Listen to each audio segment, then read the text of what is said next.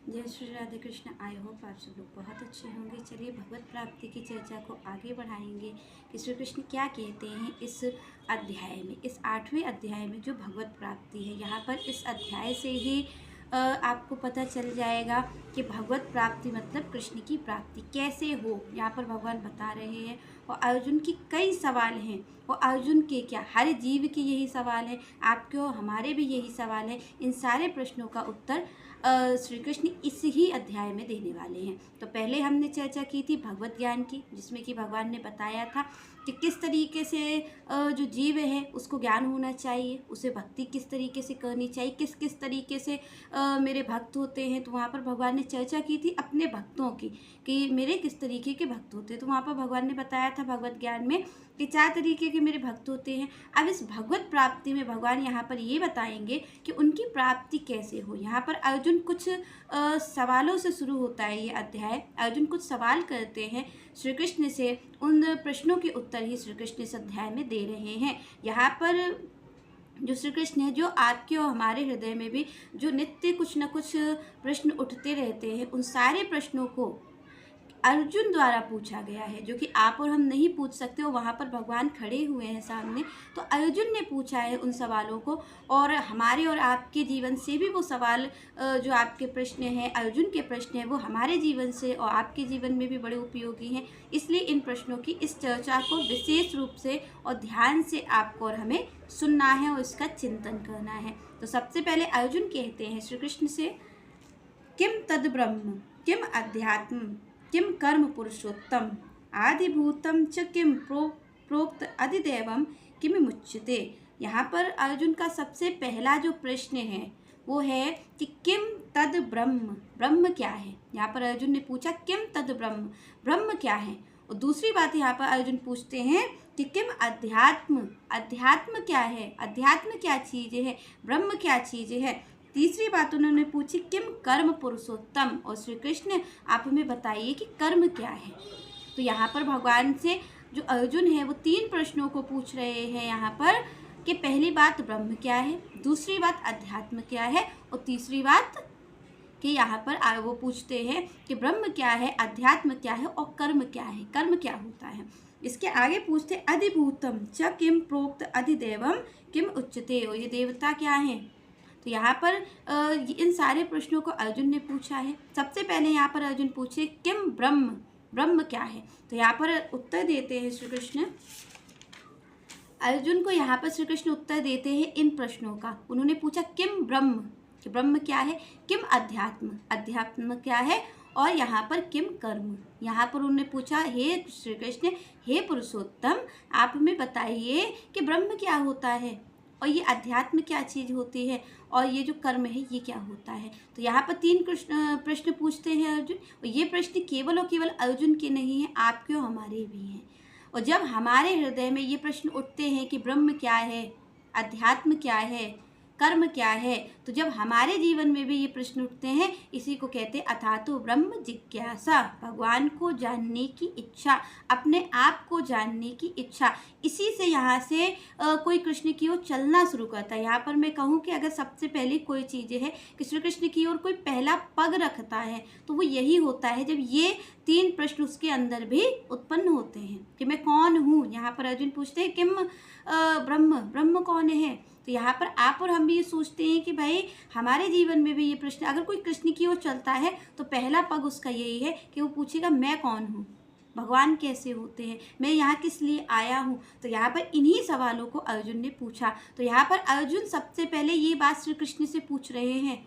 यहाँ पर अर्जुन पूछ रहे हैं कि आप मेरे इन प्रश्नों का उत्तर दीजिए कि ये कौन होता है, ये चीज़ें क्या है, ब्रह्म कौन है, अध्यात्म कौन है, और आप हमें ये बताइए कि कर्म क्या होता है। तो यहाँ पर अर्जुन ने पूछा, और आप और हमें ये चर्चा कब समझ में आएगी, जब हमारे अंदर भी ये इच्छा होगी कि आखिर ब्रह्म क्या होता है, हमें भी पता चले। तो यहाँ पर सबसे पहले भक्ति का जो पहला पग है श्री कृष्ण की ओर, वो यही होता है। आगे श्री कृष्ण यहाँ पर कहते क्या है ब्रह्म। तो यहाँ पर श्री कृष्ण कहते हैं अक्षरम ब्रह्म परम स्वभावो अध्यात्म मुच्यते भूत भावाद भव करो विसर्ग कर्म संहिता।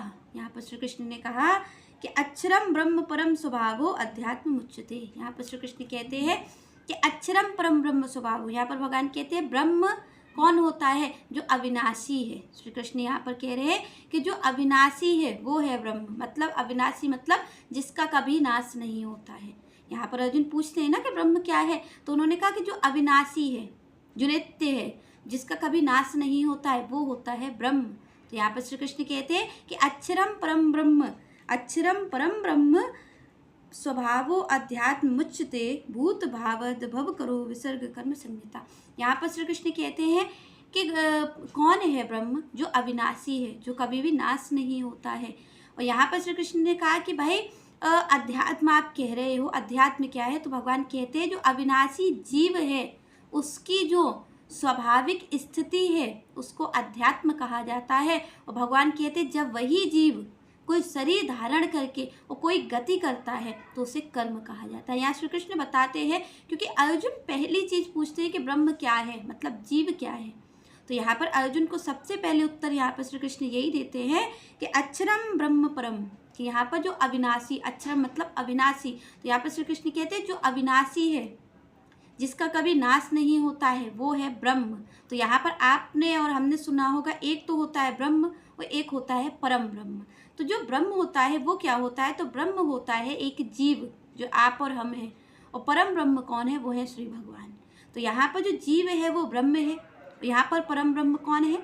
वो श्री भगवान है। तो यहाँ पर भगवान कहते हैं कि भाई ये जो जीव है ये है ब्रह्म, और तो ये तो अविनाशी है और दिव्य है। भगवान कहते हैं या ये कोई ऐसा नहीं, आप और हम क्या समझते हैं अपने आप को कि आप आज हैं और हम चले जाएंगे। आप और हमें ऐसा ही लगता है कि हम आज तो हैं पर हम चले जाएंगे। पर यहाँ पर श्री कृष्ण क्या आपकी हमारी पहचान बता रहे हैं? भगवान ने कहा कि जीव कैसा है? अविनाशी है और दिव्य है। यहाँ पर श्री कृष्ण हमारी और आपकी पहचान ही बता रहे हैं, अर्जुन को यही बता रहे हैं भगवान कि ब्रह्म क्या है। ब्रह्म यहाँ पर श्री कृष्ण कहते हैं कि ब्रह्म कौन है? अविनाशी है। और अविनाशी का मतलब जिसका कभी नाश नहीं होता है, जो कभी मरता नहीं है। तो यहाँ पर दो होते हैं, एक तो ब्रह्म, एक परम ब्रह्म। ब्रह्म कौन है? जो अविनाशी है।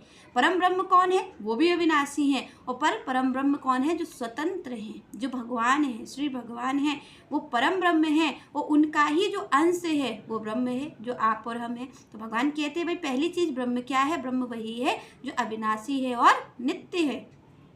दूसरी बात उन्होंने पूछी अध्यात्म क्या है? तो भगवान कहते हैं जो उसकी स्वाभाविक स्थिति है, जो जीव की स्वाभाविक स्थिति है वो अध्यात्म है। पर यहाँ पर आपकी और हमारी स्थिति कैसी है? पर भगवान यहाँ पर दूसरी बात कहती है कि भाई जीव की जो स्वाभाविक, यहाँ पर भगवान कहते हैं कि स्वाभाविक स्थिति अध्यात्म है।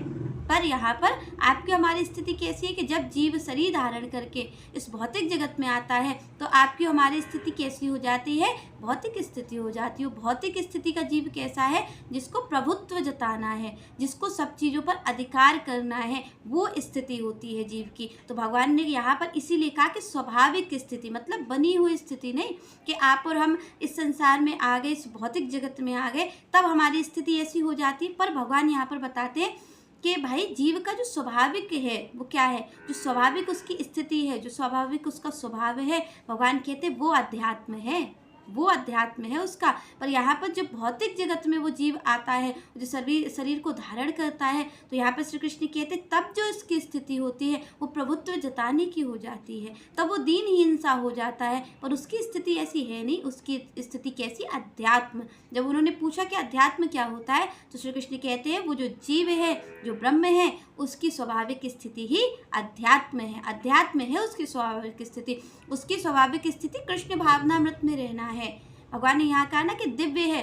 दिव्य है मतलब वो भगवान का अंश है, इसीलिए दिव्य भगवान कह रहे हैं, क्योंकि भगवान कहते हैं भाई ये जीव कौन है? ये मेरा अंश है। तो यहाँ पर भगवान ने कहा जो अविनाशी है और जो दिव्य है वही ब्रह्म है। और यहाँ पर श्री कृष्ण आगे कहते हैं कि जो जीव की स्वाभाविक स्थिति है वो अध्यात्म है। पर आपकी हमारी स्वाभाविक स्थिति का हमें पता नहीं है। यहाँ पर श्री कृष्ण बता रहे हैं कि आपकी हमारी स्वाभाविक स्थिति कैसी है। तो श्री कृष्ण कहते हैं कि जीव की स्वाभाविक स्थिति क्या है? कृष्ण भावनामृत रहना, मेरी नित्य सेवा करते रहना, यही जीव की स्वाभाविक स्थिति है। आगे श्री कृष्ण कहते हैं कर्म क्या है? जब अर्जुन ने पूछा कि कर्म क्या है तो कर्म पर भगवान बताते हैं कि जब जीव इस भौतिक जगत में भौतिक शरीर धारण करके आता है और जब उसकी जो गतिविधि होती है वही सकाम कर्म कहलाती है। वही कर्म है और वही सकाम कर्म कहलाती है जो उसकी गतिविधि होती है, जिस तरीके से वो कार्य करता है। भगवान कहते हैं उसे कर्म कहा जाता है। जब जीव कोई आता है इस संसार में आकर के भौतिक देह को धारण करता है, मतलब जैसे आप और हम हैं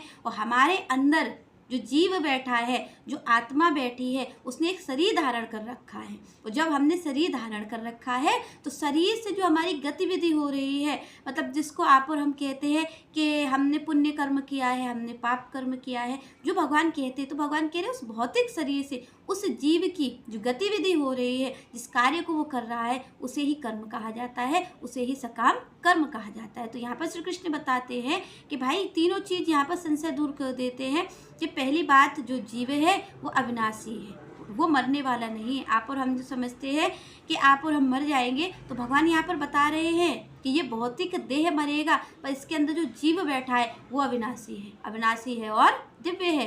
और भगवान कहते हैं इसकी स्वाभाविक स्थिति क्या है। यहाँ पर ये भौतिक शरीर धारण करके आया है, इस पंच तत्व शरीर को, देह को धारण करके आया है, इसलिए इस भौतिक जगत में इसको ये लगता है कि मैं मर जाऊंगा। पर ये जीव का स्वाभाविक स्थिति क्या है, इसकी स्वाभाविक स्थिति अध्यात्म है।